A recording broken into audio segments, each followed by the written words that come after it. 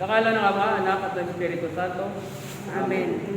Ngayong pagdiriwang sa araw ng mga banal, sila po ay ating pinararangalan at binibigyang galang ang mga kilala at diniklarang banal ng simbahan. Kasama na rito ang mga hindi kilalang banal na tanging Diyos lamang ang nakakaalam. Ang celebration din natin na ito ay nakaugat sa Kristiyanong paniniwala sa kaisahan ng mga nabubuhay at namayapa, na siya rin pinapahayag natin sa credo, communion of the saints, sa langit at dito sa lupa. At bilang mga banal ay nariyan bilang examples natin, modelo para ating tularan.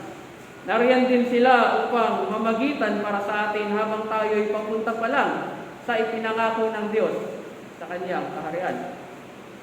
Of course, becoming a saint o ang pagiging banal ay may standards at ito ay nakasulat sa chapter 5 ng Matthew at sa summary ng sinulat ni San Lucas sa chapter 6. Alam niyo ba yun?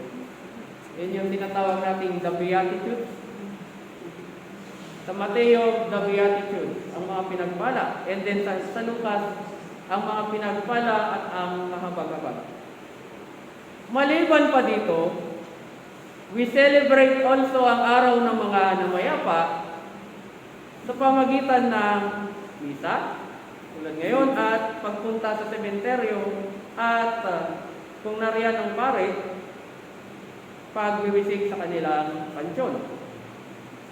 At isa rin itong opportunity para sa isang family gathering. At para sa selebrasyong ito, may dalawang paalala sa ating lahat. Una, tayo bilang mga Kristiyano, ang ating layunin ay maging holy or banal, gaya ng ating Ama sa langit na banal. Pangalawa, tayo ay mula sa alabok at sa alabok tayo ay babalik. Tayo rin ay nasa proseso na dapat nating pagdaanan o suungin upang marating natin ang goal o layunin na siyang pinangako na ating Diyos. Paano natin mararating ang layunin na yan? Ito po ay una, makikita nga sa Beatitudes, at ang pangalawa ay makikita po sa Mateo chapter 25 verses 31 to 46, na kung saan isinamari ko na lang. Ito ay paggawa ng mabuti. Feed the hungry. Papakain sa mga nagugutom. Tubig para sa mga nauuhaw. Pagtanggap sa iba. Pagbibigay ng damit sa mga walang maisuot. Pagbisita sa mga may sakit at ang nasa kulungan. Dito nakabatay ang Panginoon sa panahon ng Kanyang paghuhukom or Judgment Day. At bilang simbahan natin, siyempre, masasabi naman natin nagagawa natin ang mga ito. At may mga institutions tayo na nakikiisa sa mga gawaing bayanihan para sa mga nangangailangan. Gaya nga, example sa ating diocese, ang DRRM, na kung saan kilala ito bilang Disaster Risk Reduction Management. Damayan at pakikiisa every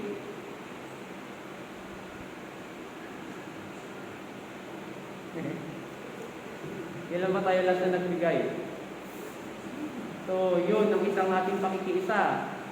Sa tuwing buwan na yun, nagbibigay tayo. Kung magkano yung nailaan sa offering, idadala natin sa opisina. So, ganun yun. Sa pamagitan nun ay nakakabigay na rin tayo ng tulong. At bilang individuals naman, kung ang mga institusyon at simbahan ay nagagawa yan, nagagawa din ba natin ito as individual? Pwedeng yes, pwedeng ikaano.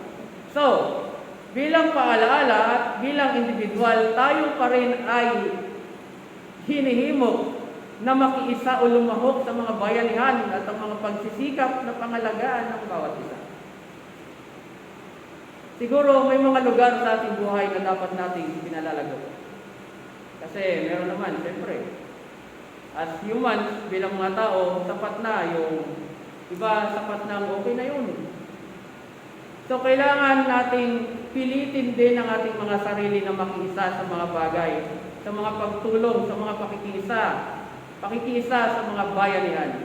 Therefore, ang panawagan ni Jesus sa buhay kabanalan ay isang radikal na tawag upang mamuhay ng may pag-ibig sa kapwa. At ito rin ay nabanggit ko na noong nakaraang linggo. At ang ating liturhikal na pagtitipon ay hindi lang basta-basta lang, kundi sadyang higit pa doon ang natatanggap natin, lalong-lalo na sa ating mga umaattend ng mga banal na gawain tulad ng misa. Ito ang nagbibigay sa atin na ihayag ang mabuting balita ni Kristo sa pamagitan ng ating pagdadamayan, pakikiisa sa mga bayanihan. Sana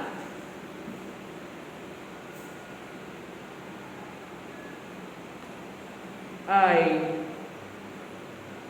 subukan natin or pilitin natin isagawa ang sinasabi nating beatitude na nakasulat sa Mateo chapter 5.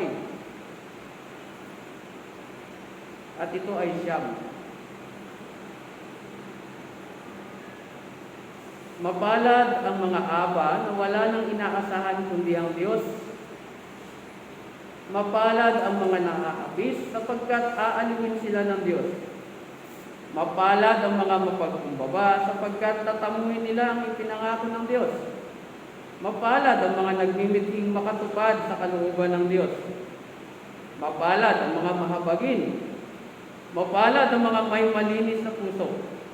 Mapalad ang mga gumagawa ng daan sa ikapagkakasundo. At mapalad ang mga pinag-uusig. At mapalad kayo dahil sa akin ay inaalimura kayo ng mga tao, pinag-uusig at pinagbibigkaan ng lahat ng uri ng kasamaan na pawang kasinungalingan. Magdiwang kayo at magalak sapagkat malaki ang inyong gantimpala sa langit. Gayon din ang ginawa ng mga tao sa mga propetang nauna sa inyo. Naalala natin nung sinabi sa pagbasa sa Revelation,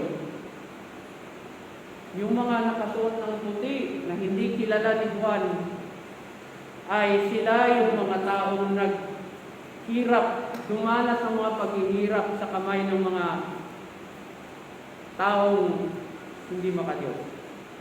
At sa pamagitan ng dugo ng anak ng Diyos na Jesus ay sila ay nalinis. Nawa, ang ating pananampalataya sa ating Panginoong Jesus, ang siyang magbibigay kalakasan sa ating mga espiritual na pangangatawan upang maisagawa natin at maging epektibo tayo mga instrumento ng Diyos dito sa lupa. At nawa ang ating panalangin sa umagang ito, nawa ang mga banal ay mamagitan para sa ating mga makasalanan at tayo ay makatanggap ng pagpapala mula sa Diyos at matawag bilang mga banal ng Diyos, bilang mga anak ng Diyos. Sa ngalan ng Ama, ng Anak, at ng Espiritu Santo. Amen.